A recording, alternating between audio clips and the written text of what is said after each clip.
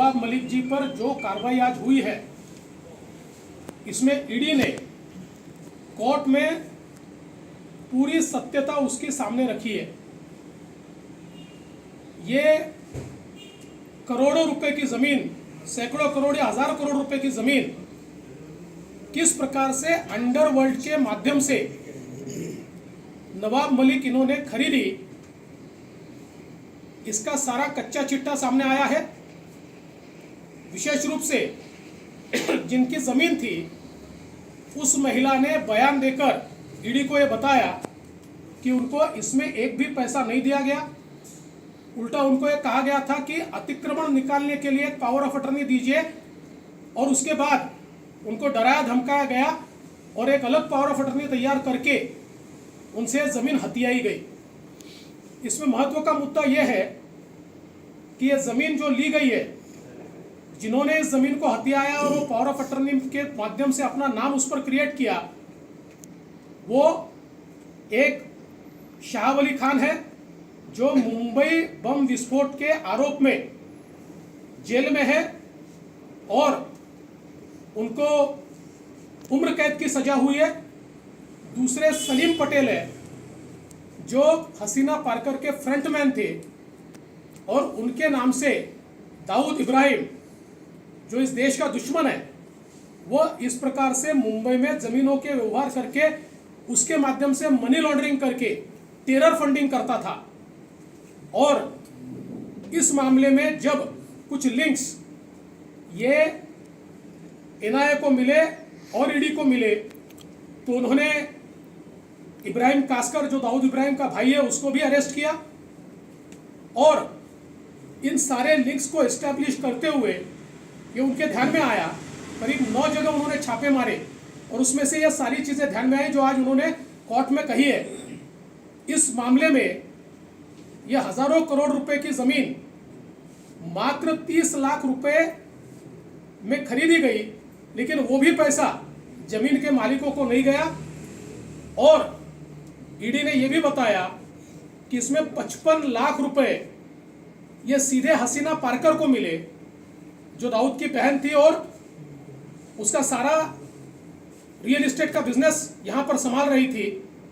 और जहां दिए गए और जिसने दिए, इन सब ने उसके बारे में पुख्ता बयान दिया जो आज कोर्ट के सामने भी आया है। तो सवाल ये उठता है कि इस प्रकार से हमारे देश के दुश्मन के साथ व्यवहार करने का कारण क्या है। राज्य के एक मंत्री, और उन्होंने ये व्यवहार करने के बाद और ये 55 लाख रुपए देने के बाद आप देखिए उसके बाद में 3 हमले मुंबई पर हुए, बम विस्फोट मुंबई में हुए हैं। तो ये हसीना पार्कर को जो पैसा गया किसको गया? ये दाऊद को पैसा गया। और ये किस लिए गया? उनकी उन्हीं एक्टिविटीज के लिए गया जिन एक्टिविटीज के तहत इस देश के अंदर उन्होंने बम विस्फोट किए।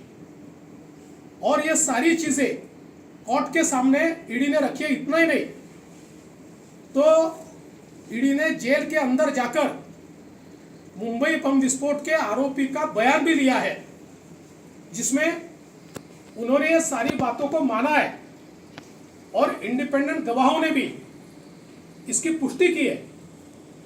और इसीलिए शायद ये सारे तथ्य सामने आने के बाद आज ईडी के कोर्ट ने मंत्री श्री नवाब मलिक, इनको 3 तारीख तक कस्टडी दी है। ये बहुत संगीन मामला है। देश के दुश्मनों के साथ व्यवहार करने का कारण क्या है? ये कोई राजनीतिक मामला नहीं है। राजनीति में हम एक दूसरे के ऊपर छीछालेदार करते रहेंगे, लेकिन अगर कोई देश के दुश्मन के साथ सौदा करता है और सारा रिकॉर्ड पर है, और ऐसा रिकॉर्ड पर सौदा होता है और साथ में सीधे पैसे अगर हसीना पार्कर को वहां मिलते हैं, दाऊद को मिलते हैं, तो मुझे ऐसा लगता है कि ईडी को यह कार्रवाई करनी पड़ेगी और सभी राजनीतिक दलों ने इस कार्रवाई का समर्थन करना चाहिए। क्योंकि इस प्रकार से अगर अंडरवर्ल्ड के साथ सीधे व्यवहार होते रहेंगे, और जो लगातार ये बात कही गई कि पिछले समय दाऊद ने देश के अंदर जितने बम विस्फोट किए भले ही आईएसआई की मदद से किए होंगे, लेकिन उसका टेरर फंडिंग उसने इंडिया में ही जमा किया और इस प्रकार के डील से ही जमा किया। इस प्रकार से अंडरवर्ल्ड के ऊपर और बड़े पैमाने पर उस जमाने में जो व्यवहार जमीनों के किए गए अंडर वैल्यूएशन करके, और उसमें जो ब्लैक मनी दिया गया वो ब्लैक मनी एक टेरर फंडिंग में इस्तेमाल किया गया। और इसलिए मुझे लगता है कि आज की जो कार्रवाई है उसको कोई तरीके से राजनीतिक कार्रवाई नहीं कहा जा सकता। देश के दुश्मनों को अगर कोई मदद करता है तो कार्रवाई करनी ही पड़ेगी और वो कार्रवाई की गई है। ईडी, एनआईए, सीबीआई सारी कॉम्पिटेंट अथॉरिटी को भेजे थे। उसके बाद तफ्तीश उनकी हुई और जैसा कि आज ईडी के वकीलों ने कोर्ट में बताया कि दाऊद से संबंधित केस के मामले में 9 जगह पर उन्होंने छापे मारे और उसके बाद ये सारी कड़ियाँ ये जुड़ी है। तो मुझे लगता है कि ये कोई अचानक तैयार हुआ केस नहीं है। ये सारी कड़ियाँ जोड़ने के बाद जब ये ध्यान में आया कि इस प्रकार से टेरर फंडिंग हुआ है तो उसके ऊपर ये कार्रवाई की गई है।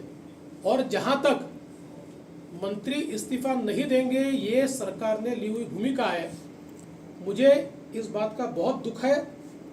राजनीति का स्तर अगर इतना गिरेगा तो इससे बहुत एक बैड प्रेसिडेंट हम लोग क्रिएट करेंगे कि दाऊद जैसे देश के दुश्मन को मदद जिनके माध्यम से हुई उनको बचाने के लिए और उनका मंत्रिपद बचाने के लिए पूरी सरकार उनके पीछे खड़ी है।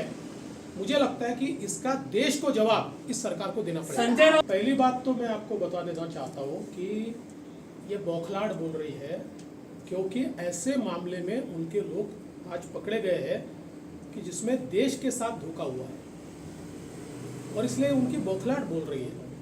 और जहाँ तक झूठे गवाह वगैरह ये सारी चीज़ें जो कही जा रही है, कुछ दिनों में मैं खुलासा करने वाला हूँ। अभी आपको बोल देता हूँ कि किस प्रकार से महाराष्ट्र सरकार झूठे गवाह तैयार करने का षड्यंत्र रच रही है। इसका खुलासा कुछ दिनों में मैं ही कर दूंगा। अभी तो आप इस केस के ऊपर अपना लक्ष्य केंद्रित कीजिए।